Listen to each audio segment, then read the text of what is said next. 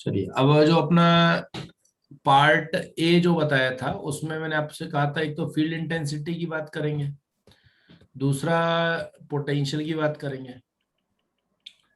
तो अभी field intensity तो कल निकाल ली थी हम लोगों ने, ध्यान हो कहाँ कहाँ निकाली थी, एक्सियल पोजीशन पे निकाली थी ना, एक्सियल पोजीशन, ब्रॉड साइड और पोजीशन, इन पे निकाली थी, ध्यान हो। तो अपन अब निकाल रहे हैं एक्सियल पोजीशन पर।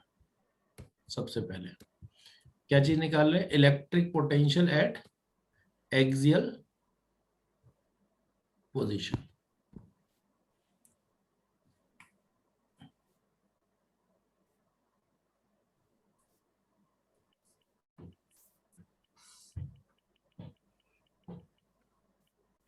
तो एक्सियल पोजीशन ध्यान है आपको, कौन सी पोजीशन है, दो थी, एक पॉजिटिव के पास वाली और एक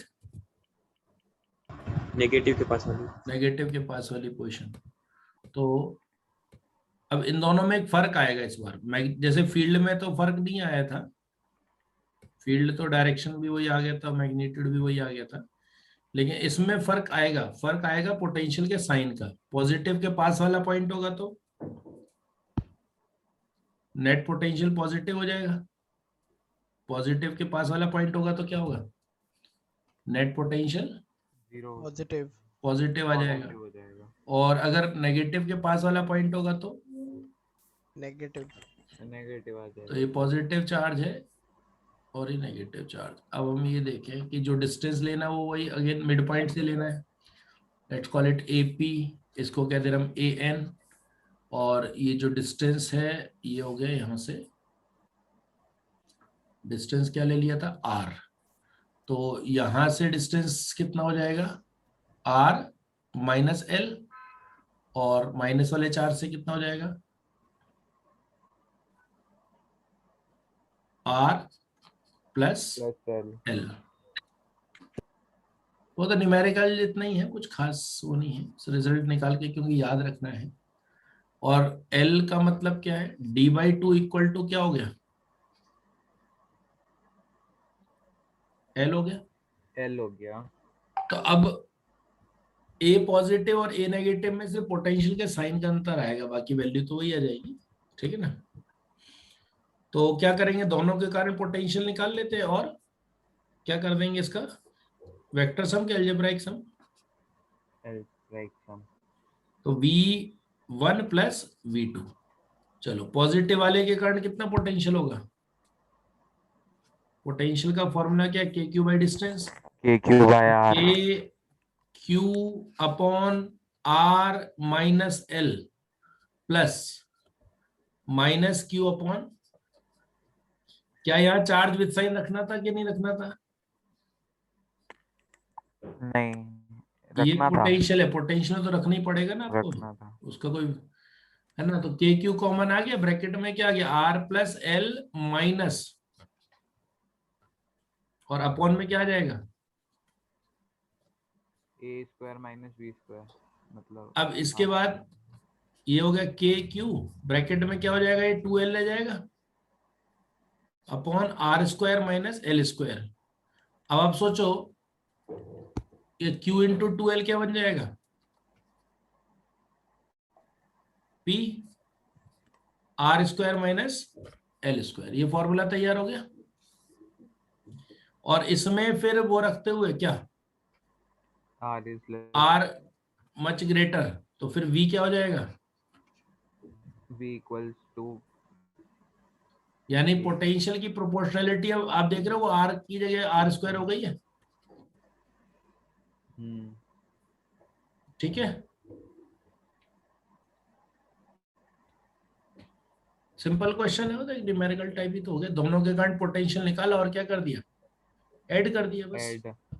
तो ये जो वैल्यू है ये किस वाली लोकेशन के लिए, ये एपी के लिए है, एपी के लिए। और ए एन होता तो क्या, अगर ए एन होता तो क्या, मैग्नीट्यूड यही आएगा, लेकिन क्या फर्क पड़ जाएगा, सिर्फ अगर ए पी की जगह आप ए एन पर आ जाए तो फिर क्या फर्क नेगेटिव पड़ेगा, हो जाता बस वो। बस नेगेटिव हो जाएगा। ठीक है ना। वो तो वही वाली बात हो गई ना, नेगेटिव वाला वैल्यू ज्यादा है तो नेगेटिव आ गया, पॉजिटिव ज्यादा थी तो पॉजिटिव आ गया। ठीक है, क्लियर आइडिया। अब आ जाते हैं कौन सी पोजीशन पर, ब्रॉड साइड पोजीशन पे। सर ये वाला लिखना है। हाँ बस एक मिनट, ये थोड़ा छोटा छोटा सही है, 2 पॉइंट लिख के खत्म कर देंगे इसको।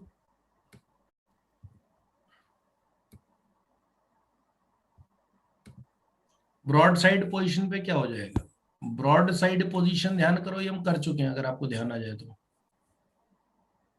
ध्यान करो। Zero potential line zero point potential. निकाल रहे थे हाँ, जब, तो एक एग्जांपल लिया था मैंने, सेंटर ध्यान करो, ध्यान आ रहा है, के ऊपर। जिसमें मिडिल जो लाइन थी वो क्या थी, zero potential zero potential line थी ना, लाइन थी या सरफेस था जो भी। ये जो है ना लाइन और सरफेस जो लिखा था, तो ये जो लाइन है जो मिड पॉइंट से पास हो रही है, क्यों, क्योंकि दोनों के कारण पोटेंशियल प्लस और माइनस वैल्यू सेम आ जा रही थी ना, इसलिए हो रहा था ना। तो ये जो लाइन है हमने इसको कहा था जीरो पोटेंशियल लाइन, ऑलरेडी कर चुके थे ना, है ना। तो यहाँ पर जो है माइनस क्यू चार्ज है और यहाँ पर जो है वो प्लस क्यू चार्ज है, तो क्योंकि ये डिस्टेंस यहाँ से जो भी आएगा वो सेम आएगा, तो इसलिए क्या हो जाएगा, v एक के कारण और दूसरे के कारण, मान लो ये डिस्टेंस कुछ भी मान लें, x मान लो, तो k Q by x minus का और k Q by x plus का, तो ये जीरो आ गया। और यानी पूरी लाइन क्या होगी, जीरो पोटेंशियल लाइन, और पूरा सरफेस सोच लोगे आर पार तो जीरो पोटेंशियल सरफेस। ध्यान आ गया, ये करा हुआ है। Yes yes sir. सर। अब लास्ट पॉइंट था at any position, at a general position.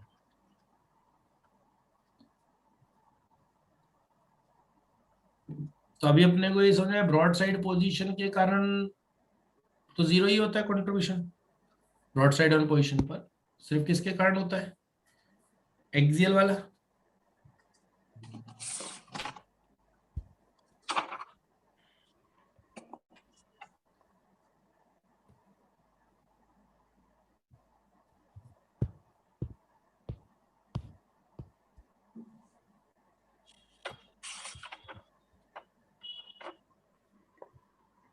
क्या कहते हो, इसमें पी कॉस अल्फा के कारण पोटेंशियल होगा ना, पी का, हाँ पी साइन अल्फा के कारण potential due to p cos alpha होगा, हाँ हाँ कितना, k k q p upon r square होता है ना,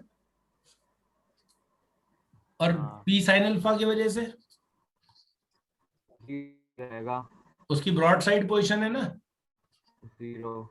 जीरो, यानी नेट कितना हो गया,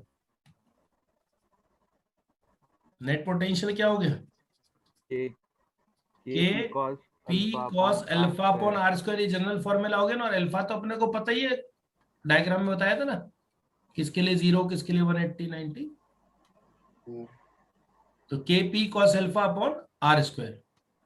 इसी को अगर आप वेक्टर फॉर्मेट में लिखना चाहें और इसको लिख दें k p dot r upon r square, तो क्या कहते हो, पी डॉट आर क्या होगा, आर कैप है ना ये, क्या कहते हो ये, ठीक है ये भी, क्योंकि अल्फा किसके बीच का एंगल था, ध्यान करो, आर और पी का। आर और पी का, और ए डॉट बी क्या होता है, ए बी कॉस थीटा होता है ना, तो पी कॉस अल्फा लिखने का तरीका क्या हो गया, पी डॉट आर कैप, और अगर पूरा वेक्टर आर ले लूं तो आर नीचे आर क्यूब हो जाएगा। तो नीचे आर क्यूब हो जाएगा बस, तो k p dot r upon r cube.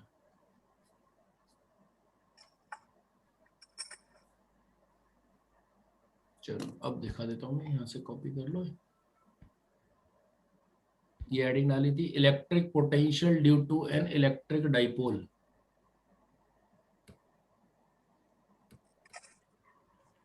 हो गया ये वाला। हो गया।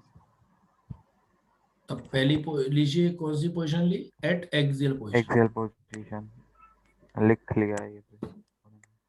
सबका हो गया क्या? Yes, sir. Yes, सर वो नीचे वाला sir. पार्ट लिखना है।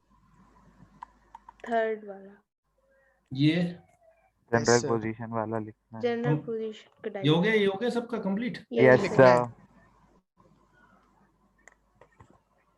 अक्षत शायद मना कर रहे हैं। 2 seconds सर।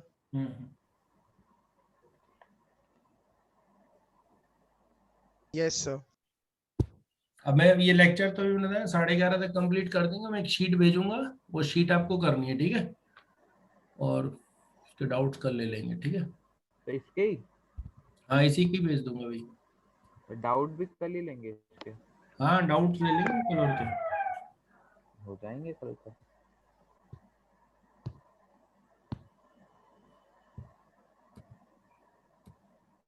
एक्चुअली वो लगानी पड़ेंगे ना, इसलिए गैप दे रहे, तो नया टॉपिक शुरू कर दें, क्या फायदा है।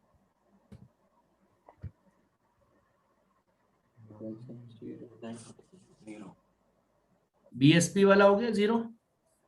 ये तो हो गया था। सभी का हो गया क्या? Yes sir. Yes, sir. फिर आ जाते हैं एट जनरल लिखना है। पोजीशन। हाँ, कर लो ये वाला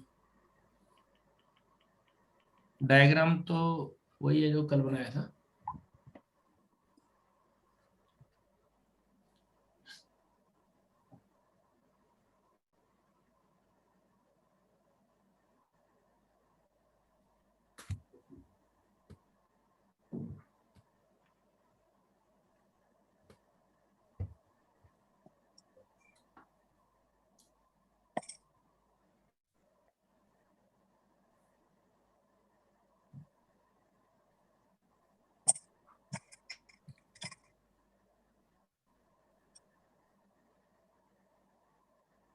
सर्कुलर के कब तक हो जाएंगे तुम लोग सबके, बाकी लोगों के भी?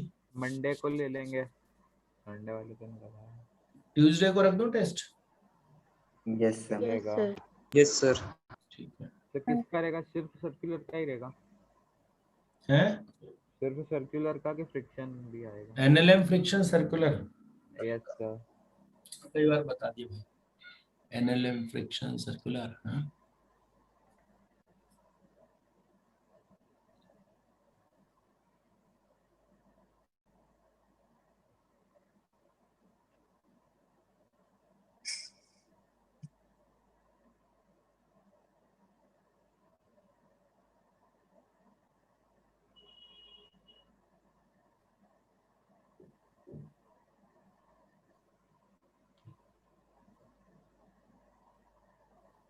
Done sir.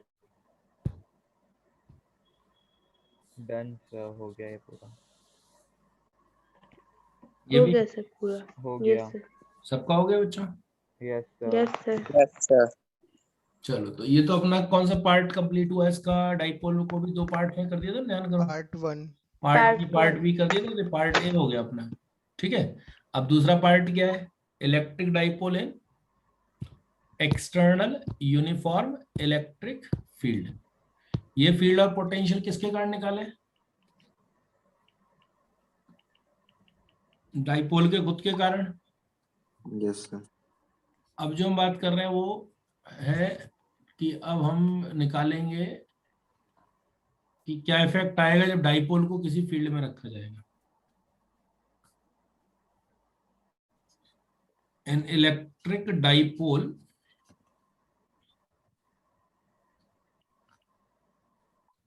kept in a uniform electric field. Uniform electric field, ये है अपना पार्ट बी।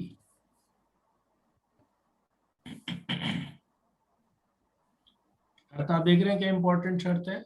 फील्ड कैसी चाह रहे हैं?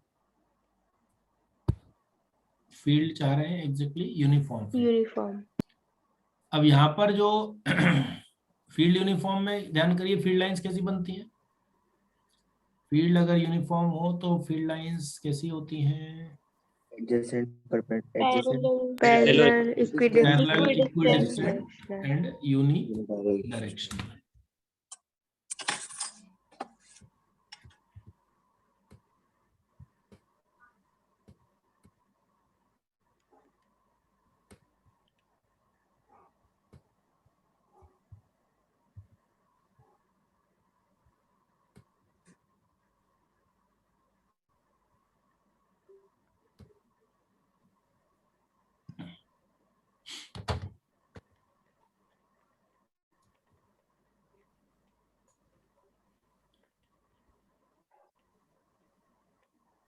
अब यहाँ पे हम जो डाइपोल ले रहे हैं उसका डाइपोल मोमेंट का जो डायरेक्शन होता है वो डायरेक्शन कहाँ से कहाँ होता है ध्यान करिए। डाइपोल मोमेंट का नेगेटिव टू पॉजिटिव। माइनस वाले से प्लस वाले Positive. चार्ज की तरफ होता है। तो मान लो ये माइनस वाला चार्ज हो गया, नेगेटिव चार्ज है, और हो गया माइनस चार्ज। तो डाइपोल मोमेंट का एरो ये बन जाएगा।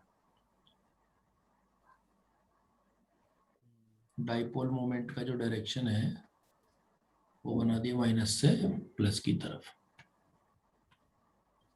ठीक है।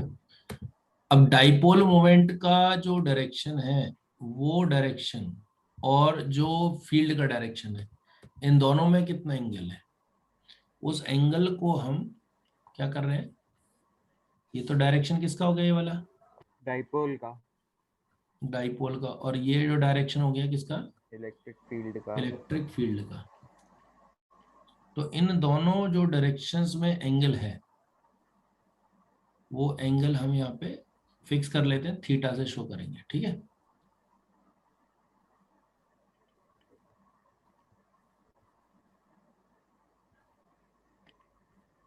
ये तो क्या हो गया, डायरेक्शन ऑफ इलेक्ट्रिक फील्ड, और ये है direction of dipole moment. Direction of electric field मतलब कि मैं शॉर्ट में लिखूं तो ई कैप हो गया ना।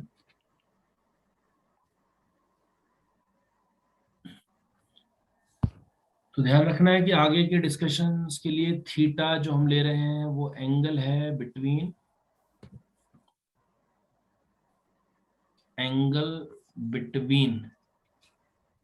The direction of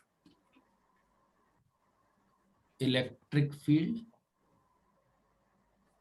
and dipole moment.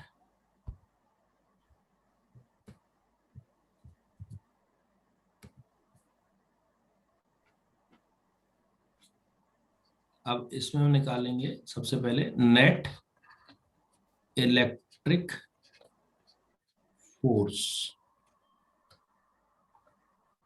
Net electric force कितनी होगी, ध्यान रखना ये जो भी बात सब हेडिंग्स हैं वो उसके लिए मेन हेडिंग क्या है, फील्ड कैसी होनी जरूरी है, uniform. Uniform field.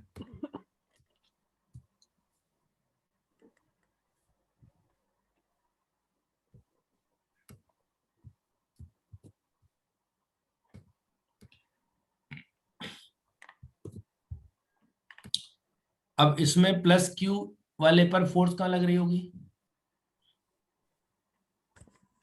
Plus Q पर फोर्स कहाँ लग रही होगी, अट्रैक्टिव फोर्स लगेगी दोनों में। अट्रैक्टिव रिपल्सिव वर्ड यूज ही नहीं हो सकता फील्ड में। कौन अट्रैक्ट कर रहा होगा, आपस में जो फोर्स लगा रहे हैं उसकी बात सोच रहे हो क्या, हम किसकी बात कर रहे हैं, एक्सटर्नल फोर्स की कि इंटरनल फोर्स की। एक्सटर्नल। एक्सटर्नल। बात तो ये चल रही है ना कि एक्सटर्नल फील्ड में रखा है तो उसके बारे में बताओ, ये वो बात चल रही है ना। तो अब इसमें जो पॉजिटिव चार्ज है इस पर फोर्स फील्ड के डायरेक्शन लगती है, ध्यान करो। हाँ। Positive charge experiences force in the direction of electric field. तो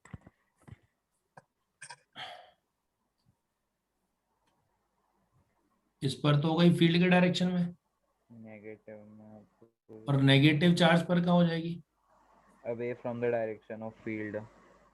फील्ड के ऑपोजिट डायरेक्शन में हो गई, राइट। अब फोर्स कितनी लगती है, ध्यान करो फोर्स का फॉर्मूला।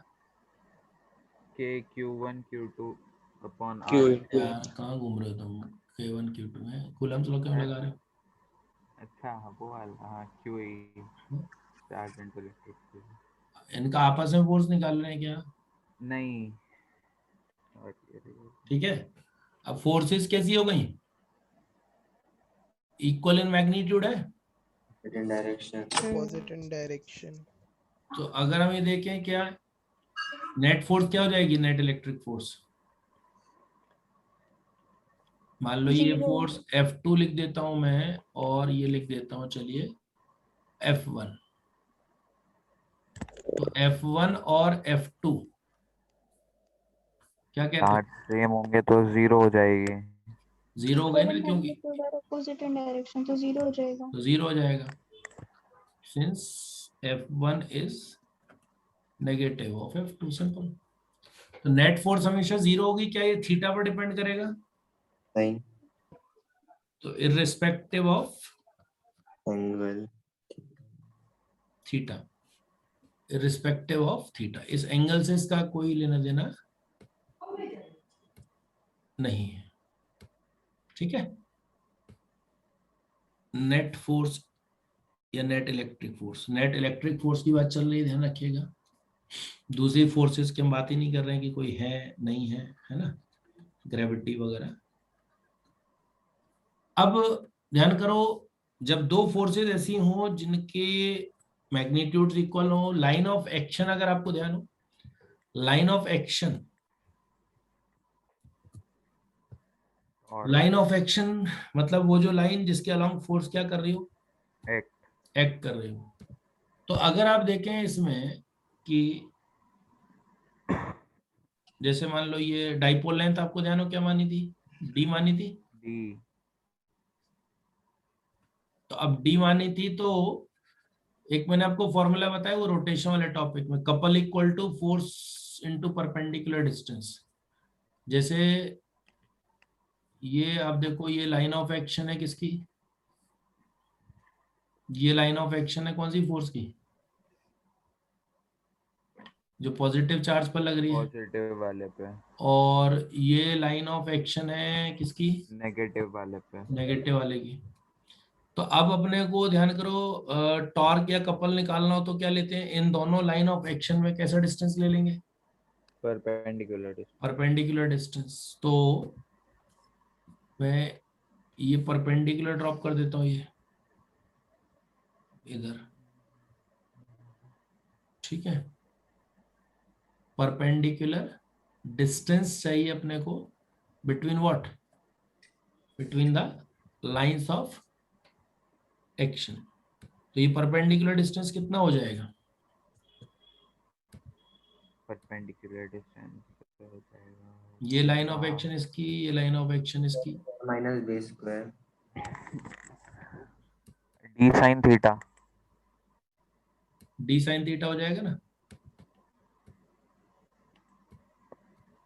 ये डी है और ये एंगल अपन ने माना हुआ है कितना, थीटा। थीटा। तो जो परपेंडिकुलर वैल्यू हो जाएगी D perpendicular, that will be D sine theta. Clear idea? Yes sir. तो जो टॉर्क यहाँ पर डेवलप होगा उसको हम क्या लिखेंगे, tau equal to force into perpendicular distance between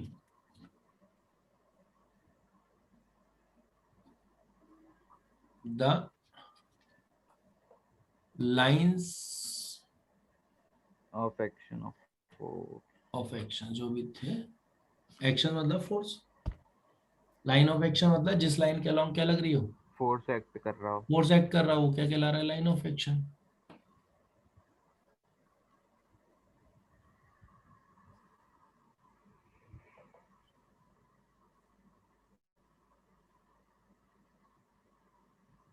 तो अब यानी कि टॉर्क कितना हो गया, फोर्स कितनी हो गई, क्यूई, और ये कितना हो गया, डी साइन थीटा। अब क्यू इंटू डी क्या होता है, पी पी होता है, तो पीई साइन थीटा हो गया ना।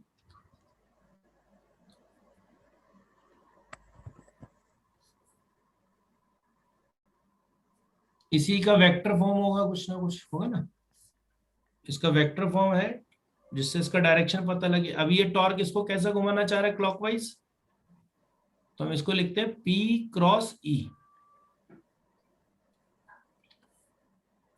तो ये इसका वेक्टर फॉर्म है, tau equal to P cross E.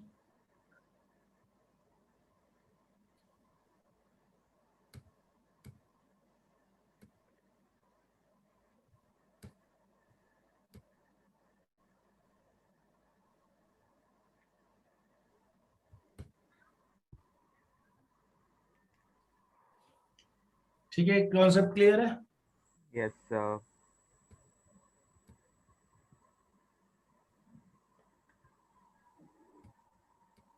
Clockwise कैसे घूम रहा है बोला, बता दीजिए एक बार। क्लॉकवाइज घूमेगा ना, सोचो इसको, दोनों फोर्सेस हैं, कैसे घुमाएंगे, ये वाली फोर्स इधर घुमाना चाह रही है, इधर वाली भी इधर घुमाना चाह रही है, दोनों कैसे घुमाना चाह रहे हैं, क्लॉकवाइज। Clockwise. और ई का डायरेक्शन और पी का डायरेक्शन अगर आप देखो तो पी और पी क्रॉस ई करोगे तो सी रूल दिया ना क्लॉकवाइज वाला, और जो राइट हैंड रूल बताया हुआ है वो रूल लगा लो बस, ठीक है। तो ये क्या करना अपने को, पी क्रॉस ई, तो यानी कि पी क्रॉस ई मतलब कि अब अगर ये घूमेगा तो एंगल कम होने की टेंडेंसी है कि ज्यादा होने की टेंडेंसी है, कम होने की टेंडेंसी है ना। कम होने की। तो इसको कई बार एल्जेब्राइक कन्वर्जन करते हैं इसका, तो एल्जेब्राइक कन्वर्जन में क्या करते हैं, टाओ को लिख देते हैं, ये तो सिर्फ मैग्नीट्यूड की बात है, अगर हम इसकी टेंडेंसी देखें तो फिर टाओ को हम लिख देते हैं minus p E sine theta, minus p E sine theta लिख देते हैं। माइनस मतलब इसकी टेंडेंसी क्या है, इसको 0 डिग्री पर लाने की है, ठीक है। तो ये जो माइनस लगाया है वो क्या, क्यों लगाया जाता है, ये दिखाने के लिए कि इसकी टेंडेंसी क्या है, 0 डिग्री पर लाने की है, यानी कि इसको रिस्टोर करने की। ऐसा समझो कि अगर पहले ये एंगल 0 डिग्री होता और आपने इसको घुमाया होता तो उस कंडीशन में फिर क्या हो जाता, बढ़ जाता, नेगेटिव में जाता, तो ये जो इस पर टॉर्क लगता और वो टॉर्क इसका एंगल बढ़ाता कि कम करता, बढ़ा देता, कम करता उल्टा। नहीं, बढ़ता आपने negative। अगर 0 डिग्री पे रखा होता और आपने इसको घुमा दिया, ऐसा यहाँ रहा है, तो ये वापस ऐसा लाना चाह रहा है ना, यानी कि एंगल को पहले आपने 0 डिग्री से बढ़ाया तो ये वापस 0 डिग्री करना चाह रहा है, यानी कि कैसी टेंडेंसी है, कम करने की है। कम करने की टेंडेंसी है। तो ये इस तरह से लिखा जाता है। तो नेगेटिव साइन क्या शो कर रहा है, 0 पे की टेंडेंसी शो कर रहा है, शोज रीस्टोरिंग टेंडेंसी, ठीक है, माइनस पीई साइन थीटा। बाकी अगर नॉर्मली अपने जरूरत नहीं तो मैंने मॉड टाउ लिख ही दिया, पीई साइन थीटा से अपना काम चल जाएगा। लेकिन जब हम बात करेंगे इस बात को ध्यान रखने की तो माइनस ही रखेंगे, माइनस किस लिए, रिस्टोरिंग टेंडेंसी दिखाने के लिए, ठीक है, क्लियर आइडिया। Yes sir. इसके बाद आ जाते हैं work done in rotating. Sir ऊपर वाला थोड़ा सा लिखना है सर। ये वाला, हाँ सर।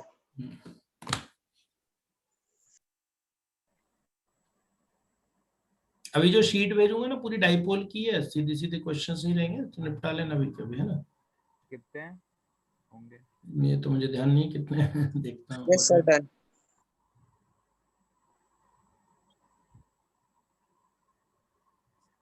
वो 200 होंगे। हो गया बच्चों। Yes sir. Yes sir. अब work done in rotating electric dipole. Actually जब वर्क डन लिखा हो तो क्या मानना है बच्चों अपने को, एक्सटर्नल के इंटरनल, मतलब इलेक्ट्रिक फील्ड का या एक्सटर्नल एजेंट का, एक्सटर्नली जब भी लिखो एक्सटर्नल एजेंट का मानेंगे। तो अब आप ध्यान करो, एक्सटर्नल एजेंट वाला वर्क और इलेक्ट्रिक फील्ड वाला वर्क, नेट वर्क डन किसके इक्वल होता है? Kinetic energy. Change in kinetic energy. Change in kinetic energy. और काइनेटिक एनर्जी ध्यान करो क्या होगी, हाफ आई ओमेगा स्क्वायर होती है ना, रोटेशन वाले टॉपिक में पढ़ते हैं। हाँ यस। तो ये बेसिक इक्वेशन ये लगेगी, W external plus W electric field मिलाकर के ये होगा। ठीक है, और जब तक कुछ ना कहे तो हम स्लोली वाली बात लेके चलते हैं, मैंने कहा था ना। Yes sir. तो if dipole is rotated slowly,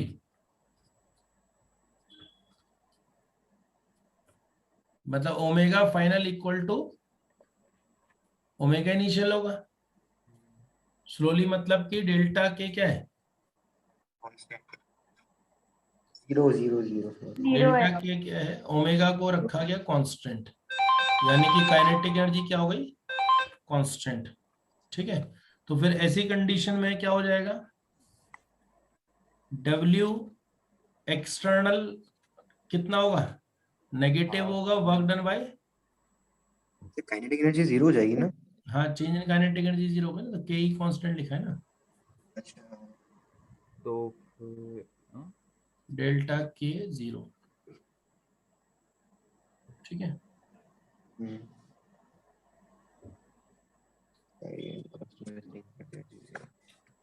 तो अब अपन पहले work done by electric field निकाल लें।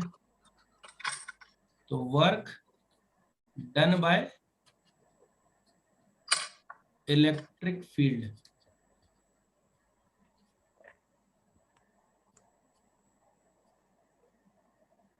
W equal to tau d theta लगेगा ना, रोटेशन वाला केस है तो टाउ डी थीटा। अब इलेक्ट्रिक फील्ड जो वर्क जो टॉर्क लगा रही है वो क्या लिखते हैं? Minus p E sine theta. और अगर मैं मान लेता हूं कि इनिशियल एंगल थीटा आई लिख लेता हूं और final angle theta F. Initial angle theta I, final angle theta F अगर लिख लेते हैं तो क्या कहते हैं सर? साइन थीटा का इंटीग्रल क्या होता है? Minus cos theta. Minus cos theta तो माइनस पीई और ये माइनस कॉस थीटा प्लस हो जाएगा, तो प्लस हो जाएगा ना वो, plus cos P cos theta. तो PE cos theta final minus cos theta initial. Cos theta final minus cos theta initial. ये किसका आगे बच्चों? Work done by what? Electric field. Electric field. Electric field. ये हो गया अपना अलग से। ठीक है, अब हेडिंग तो अपन ने क्या डाली थी, ध्यान करो। Work done in rotating. Work done in rotating by external agent निकालना था अपने को तो, और हमने निकाल लिया क्या? Work done by what? Electric field. Electric field. तो अब आप इसमें वर्क डन बाय एक्सटर्नल कैसे निकालोगे? वो ऊपर जो निकाला ना अभी, काइनेटिक एनर्जी में जोड़ देंगे, है ना। तो W एक्सटर्नल कितना हो जाएगा? Negative of p E cos theta f minus cos theta initial. cos theta final minus cos theta initial हो जाएगा। हाँ, और अगर इस माइनस को हटाना चाहो तो cos theta initial minus final अंदर प्लस हो जाएगा। ठीक है, मेरे ख्याल में क्लियर हो गया अभी। और अगर कभी इन्होंने चेंज करी काइनेटिक एनर्जी, हालांकि कभी ऐसा क्वेश्चन नहीं मिलता बुक्स में, लेकिन अगर दें तो भी आप कर सकते हो। वो शुरुआत में लिख दिया अपन ने ना, कंप्लीट इंफॉर्मेशन हो गई आपकी। अंदर प्लस हो जाएगा ना? क्या ऑर्डर बदल दिया ना? हाँ, क्या हो रहा है अंश तेरे को आज? देखा ही नहीं है? देखा ही नहीं ऑर्डर। चलो, अब इसमें देखो मोमेंट ऑफ इनर्शिया हो गया ना। आई क्या है? Moment of inertia.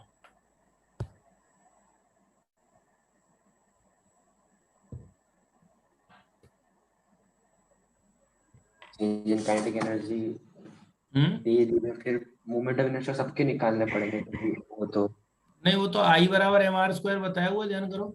हाँ आई बराबर क्या लेते हैं, एम आर स्क्वायर। तो दोनों का मास अगर m1 m2 मान लूं हाँ तो m1 l स्क्वायर, क्योंकि मिड पॉइंट के अबाउट निकालेंगे।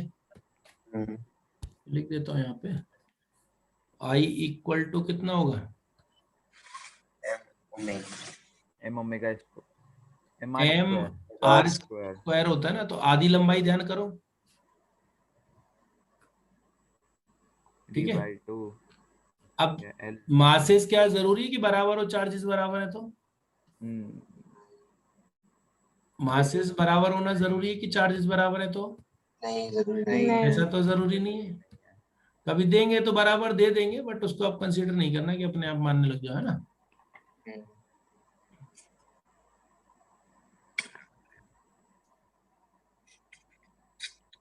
तो कहाँ से कॉपी करना है, हो गया हो गया सर पूरा। ये भी हो गया। यस सर तो ये formula work done by external. अब इसके बाद आ जाओ फोर्थ पॉइंट पे।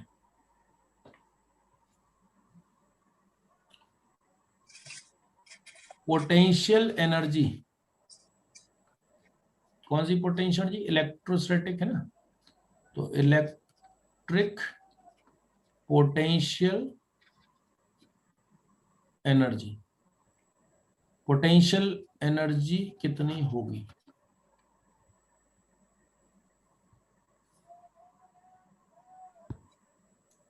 अब आप ध्यान करो, बहुत पहले से ही सीखा हुआ आपने, डेल्टा यू कितना होता है किसी का भी, negative of work done by internal conservative force. तो ये नेगेटिव किसके हो जाएगा, negative of work done by electric field. यानी कि डेल्टा यू का फॉर्मूला क्या हो गया, जो work done by electric field निकाला था ये, उसका क्या नेगेटिव, उसका नेगेटिव यानी यही हो गया जो भी डब्ल्यू एक्सटर्नल लिखा हुआ है, external p E cos theta initial minus cos theta final. अच्छा, ज्यादातर इसमें बस डेल्टा यू हो गए, किस चीज का फॉर्मूला तैयार हुआ है, चेंज इन, पोटेंशियल एनर्जी ये कॉन्सेप्ट ध्यान है ना, 11th में भी सीखा हुआ ने, चेंज इन पोटेंशियल एनर्जी किसके इक्वल होता है, negative of internal conservative force है। अब अगर अपन को पोटेंशियल एनर्जी बतानी हो तो ध्यान करो कि हमें कहीं जीरो माननी पड़ती है कहीं ना कहीं। तो if u initial is considered 0 for theta equal to 90 degree, मतलब पोटेंशियल जी कहाँ जीरो मान ली, 90 डिग्री 90 डिग्री पे। तो u final minus u initial क्या हो गया, u जब एंगल थीटा बन रहा होगा माइनस u जब एंगल कितना बन रहा होगा 90 degree, equal to p E cos 90 degree minus cos theta. अब u90 क्या माना है, जीरो। तो ये p E cos 90 minus cos theta हो गया, u फाइनल को मैंने u थीटा को u मान लिया, यानी u का फॉर्मूला क्या हो गया, PE cos theta minus p E cos minus theta. PE लेकिन ये फॉर्मूला कब वैलिड है, तब इनिशियल 0 दे रखा हो, यानी u equal to minus p E cos theta को मैं माइनस पी डॉट ई भी तो लिख सकता हूँ। Yes, sir. Vector form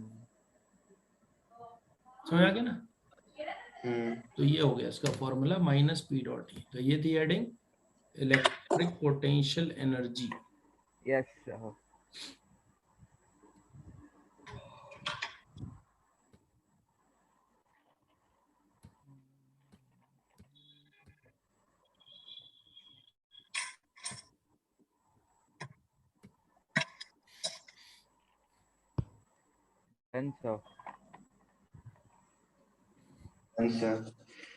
done sir.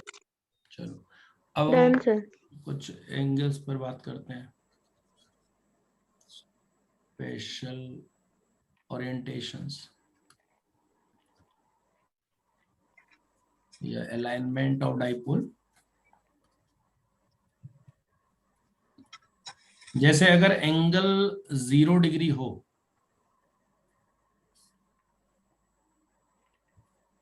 तो उस कंडीशन में फोर्स 0 है क्या? फोर्स तो हर बार ही 0 है। टॉर्क क्या है? 0। और पोटेंशियल एनर्जी क्या हो जाएगी? Minus p E cos 0 degree minus p रह जाएगी। यानी कि पोटेंशियल एनर्जी की वैल्यू ये सबसे छोटी वैल्यू है। और अगर थीटा ले लें कितना? 180 डिग्री, तो फोर्स तो 0 है ही। क्या टॉर्क भी 0 है? नहीं होगी। टॉर्क भी 0 है। फॉर्मूला क्या टॉर्क का भूल गए क्या? पी साइन थीटा था। और पोटेंशियल एनर्जी में माइनस पी कॉस थीटा में रखोगे थीटा 180 तो प्लस पी आ जाएगा। और ये सबसे बड़ी वैल्यू हो गई। अब ध्यान करो, अगर फोर्स 0 हो तो इसको कहते हैं हम ट्रांसलेशनल इक्विलिब्रियम। फोर्स का 0 होना क्या कहलाता है? Translational equilibrium. Translational equilibrium.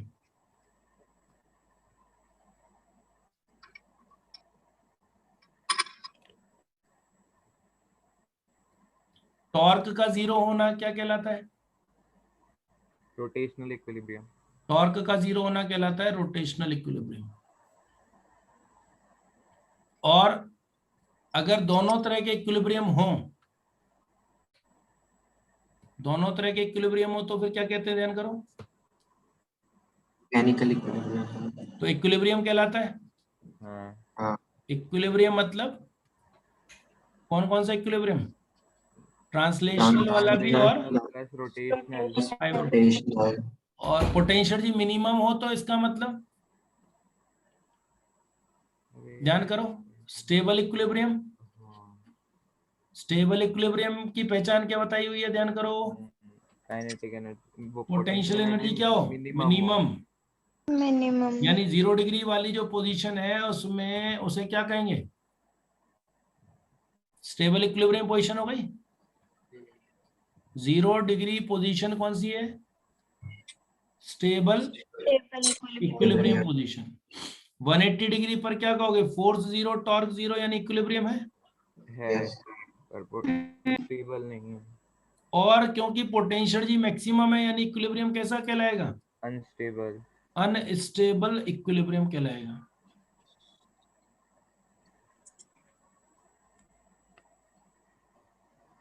Stable का मतलब क्या है? जहां से हटाओगे फिर वापस लौटेगा, वहीं आ जाएगा। मतलब वहीं वापस आने की टेंडेंसी रखेगा। वहां रुकेगा नहीं रुकेगा वो एक अलग बात है। ठीक है ना। 90 डिग्री पर क्या कहते हो? क्या कोई इक्विलिब्रियम है? नहीं है। 90 डिग्री पर फोर्स तो 0 है, फोर्स ट्रांसलेशनल इक्विलिब्रियम, यानी कि ट्रांसलेशनल इक्विलिब्रियम है, बट टॉर्क 0 नहीं है। इनफैक्ट क्या है? मैक्सिमम है। तो रोटेशनल इक्विलिब्रियम 0 नहीं है। रोटेशनल इक्विलिब्रियम नहीं है। यानी इक्विलिब्रियम नहीं। तो ये इंपॉर्टेंट चीज हो गई कि 0 डिग्री पर इक्विलिब्रियम कैसा होता है? स्टेबल। 180 डिग्री पर कैसा होता है? अनस्टेबल। अनस्टेबल। और बिल्कुल ऐसे ही रिजल्ट आप देखेंगे जब मैग्नेटिज्म पढ़ेंगे, मैग्नेट पढ़ेंगे तो उसमें भी लगते हैं।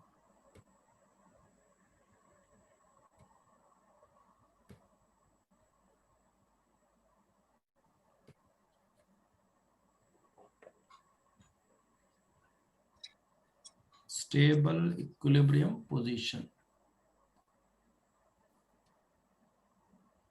SEP, और ये हो गया USEP, stable equilibrium, unstable equilibrium.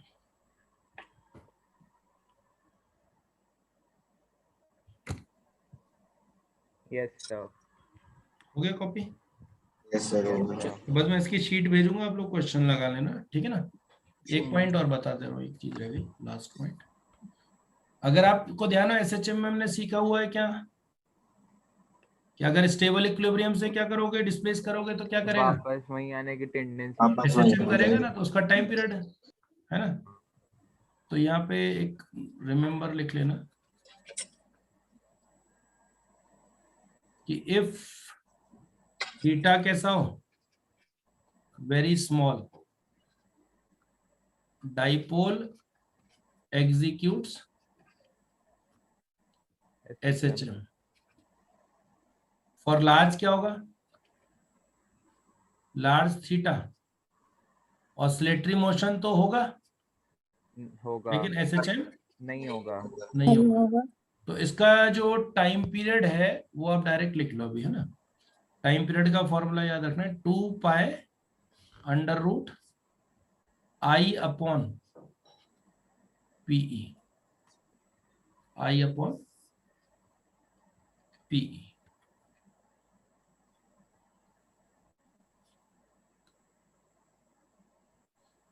Proof लेना है तो देखो टाउ का फॉर्मूला क्या था, minus p E sine theta. Torque क्या होता है, आई इंटू एल्फा होता है ना, आई अल्फा। एल्फा होता है एंगुलर एक्सेलरेशन, ध्यान करो। एल्फा यहाँ पर क्या है, एंगुलर एक्सेलरेशन, ये एंगल वाला है ना। यानी अल्फा का फॉर्मूला क्या हो गया, minus p E upon I into क्या आ रहा है, sine theta. Sine theta. Alpha proportional to minus theta है क्या, नहीं है ना, तो ऑसिलेटरी है लेकिन एसएचएम नहीं है। अब इसी में क्या कर देते हैं, अगर थीटा कैसा हो, स्मॉल, तो फिर साइन थीटा को क्या लिख सकते हैं, थीटा। थीटा। ये अल्फा ध्यान रखना, एंगुलर एक्सेलरेशन, क्योंकि अल्फा भी थोड़ी देर पहले कुछ और चीज के लिए यूज कर चुके हैं ना एक जगह, तो ये थोड़ा ध्यान। तो फिर ऐसी कंडीशन में अल्फा क्या हो जाएगा,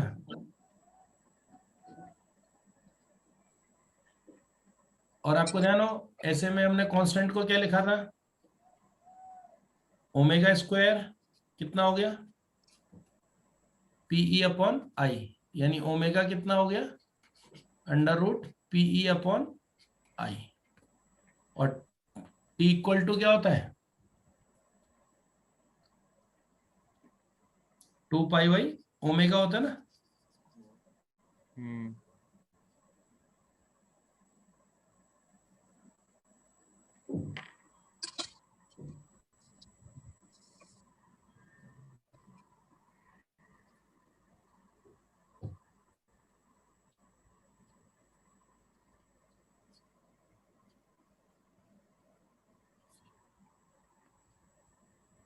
और आई मोमेंट ऑफ इनर्शिया पीछे लिखवाई दिया था मैंने आपको, तो ये इसका हो गया प्रूफ। तो क्या कहा, अगर थीटा कैसा हो, डिफ्लेक्शन कैसा हो, स्मॉल, मतलब थोड़ा सा डिफ्लेक्ट करके छोड़ दिया जाए तो क्या करेगा, एसएचएम। ज्यादा डिफ्लेक्ट करके छोड़ोगे तो ऑसिलेट तो करेगा लेकिन एसएचएम नहीं होगा। तो थोड़ा सा नीचे कर दीजिए लास्ट वाला।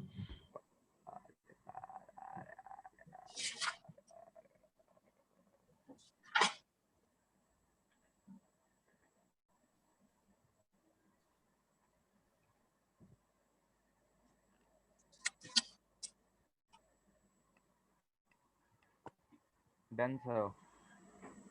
बस ठीक है, क्वेश्चन मैं भेजता हूँ आपको दोपहर में, भी क्लास के बाद कर लेना आप लोग, ठीक है। ओके सर, ठीक है, thank you sir, bye sir. Bye बच्चों।